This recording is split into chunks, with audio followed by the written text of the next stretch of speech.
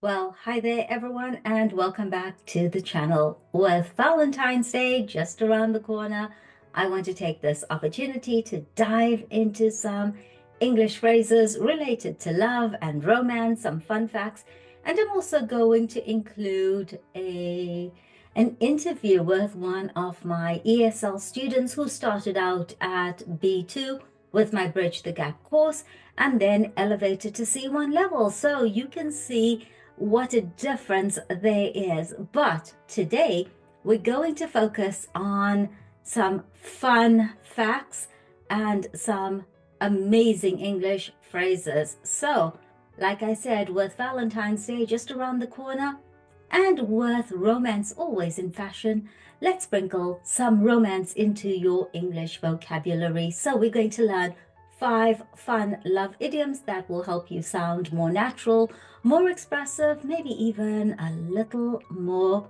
romantic. And by the way, if this video does not resonate with you, please understand that this is an English channel for advanced learners. We do have a wonderful channel for intermediate learners, and the link is in the description below. If you're ready, let's get started. I want to know, which idiom do you think means to get married? Is it head over heels, tie the knot, or love at first sight? So we've got to get married, A, head over heels, B, tie the knot, or C, love at first sight. Please comment and let me know. So comment your answer below and stick around, because you know I'm going to reveal the correct answer a little later in the video. Plus, I want to share a fun fact about me that might actually surprise you. And hint, it's about roses, but let's dive in. So first, I want to tell you 3 interesting facts about Valentine's Day. And the first one is that Valentine's Day wasn't always about romance. Originally, Valentine's Day was a religious celebration honoring Saint Valentine. And who was Saint Valentine? Well, Saint Valentine was a Roman priest who performed secret weddings for soldiers who were forbidden to marry. So soldiers were not allowed to marry. And Saint Valentine, this Roman priest, bad boy, he performed secret weddings for these soldiers. And then it wasn't until the Middle Ages, right, when poets like Geoffrey Chaucer linked the day with love, and that's when Valentine's Day became associated with romance. Interesting, right? And the tradition of sending Valentine's Day cards began in the 15th century. I can't remember the last time I got a Valentine's Day card. Can you? Well, this started in the 15th century, and the first recorded Valentine's Day card was actually sent in 1415 by Charles, the Duke of Orleans, to his wife while he was imprisoned in the Tower of London. How wonderfully romantic. Well, today, over 145 million Valentine's Day cards are exchanged every year in the US alone. 145 million Valentine's Day cards, and I don't even get one? Okay.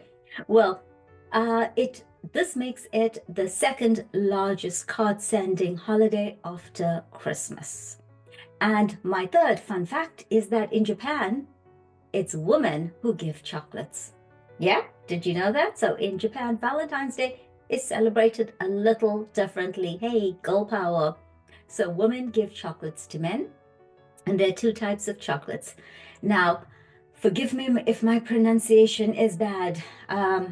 My Japanese is limited to sushi and wasabi, but I'm going to give it a try. So the first one is giri choco. And this is an obligation chocolate, and it's given to colleagues and acquaintances.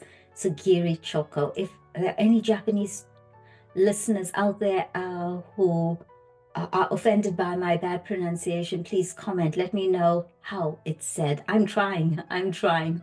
And the second one is honmei choco. And this means true feeling chocolate. So honmei, true feeling, and choco is chocolate. I just learned another Japanese word. Choco is chocolate. Okay, so honmei choco is true feeling chocolate, and It's given, yeah, you guessed it, to romantic partners. But it doesn't end there.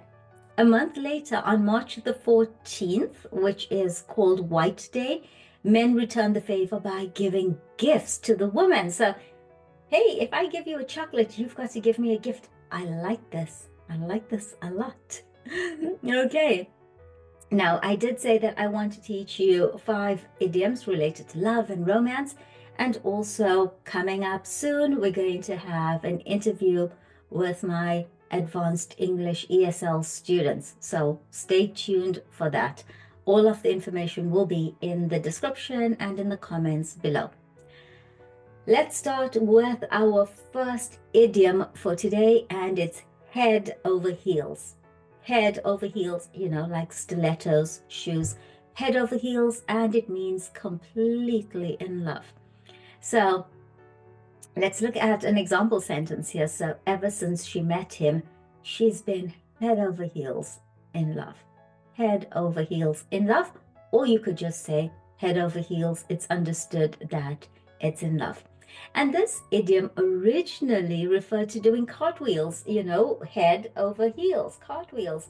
So it implies that you are so in love that you are physically spinning head over heels. Nice one, right? And the next one is wear your heart, yeah, on your sleeve.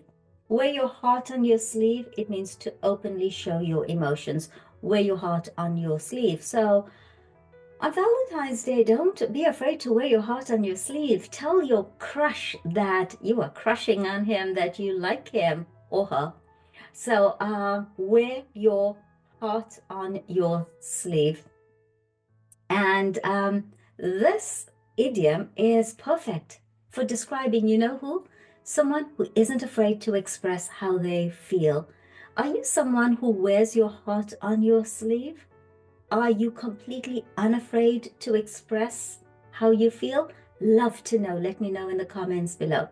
And the third one is the apple of your eye, of my eye, of someone's eye. And the apple of my eye would be someone I love deeply, someone I cherish. Now, it does not have to be a romantic partner, because we can love everyone. We can love our children, we can love our nieces and nephews, we can love our grandparents, we can love anyone, right? So the apple of your eye would be someone that you love deeply and that you cherish. It does not have to be a romantic love. So he's not shy about telling his granddaughter that she's the apple of his eye. Yeah, grandfathers do that, don't they? And a fun fact, this idiom, the apple of one's eye, comes from ancient times when the pupil of the eye was thought to look like an apple, and so it was considered precious. Who knew? The fourth one on my list is love at first sight. And please hit that like button if you've ever fallen in love at first sight. And what does it mean? Love at first sight means falling in love the moment you meet someone. So for some people, some lucky people out there, Valentine's Day brings back memories of love at first sight. I think when we were all teenagers, it was always love at first sight, and then we got older and wiser, and it's no longer love at first sight. But I'd like you to share whether you've ever fallen in love at first sight. And I'm really trying to think about this. Have I ever fallen in love or experienced love at first sight? I can't actually say yes, but hey, pizza at first bite? Oh, yes. I'm a foodie. I love a food. And the fifth idiom today is tie the knot. And tie the knot means to get married. So what better day to tie the knot than on Valentine's Day, right? So if we go back to that first question that I asked you, which was, which idiom do you think means to get married, head over heels, tie the knot, or love at first sight? Well, there you have your answer. It's tie the knot. And so tie the knot means to get married. And where does this come from? Well, there's an old tradition of tying a knot during a wedding ceremony to symbolize unity. Now, remember I said I'm going to share a fun fact with you guys? Okay, here we go. I absolutely hate red roses. I know, it's shocking, especially for Valentine's Day. So I request that people send me yellow roses because I just love yellow roses. I'm not a huge fan of red roses. I don't know why. But did you know that yellow roses symbolize what? Friendship and happiness. And what about you? Do you have a favorite flower? Let me know. Comment below. Now let's see how much you remember from today's video. Want to do a quick quiz with me? Okay. So which idiom means completely in love? A, the apple of your eye. B, head over heels. Or C, wear your heart on your sleeve. And if you said B, head over heels, fantastic. You really understood this video.